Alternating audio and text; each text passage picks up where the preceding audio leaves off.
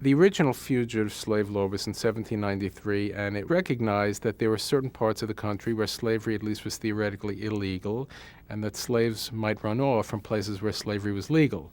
And the idea was that people who lived in areas where slavery was illegal were obliged to return slaves to their owners. The laws of one state would be respected in another state. Southerners felt that this law was not being adequately enforced, and so as a result of the Compromise of 1850, one of the provisions was that a new fugitive slave law would be enforced, which would bring the federal government much more directly involved, which would provide financial incentives for judges to rule in favor of slaveholders, and which would deny slaves any prospect of a jury trial to determine whether they were in fact fugitives or not.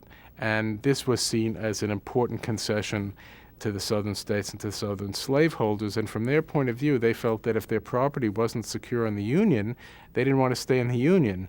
And this, of course, created an enormous backlash in some quarters, although by and large the Fugitive Slave Law was enforced, and by and large the circumstances for fugitive slaves were not improved in any particular way, even though some anti-slavery types in the North were outraged by what the government did. The government clearly aligned itself with the slaveholders in this regard, and it demonstrated that slavery was centrally part of American society and politics. It's not just a sectional institution. It has a very national basis.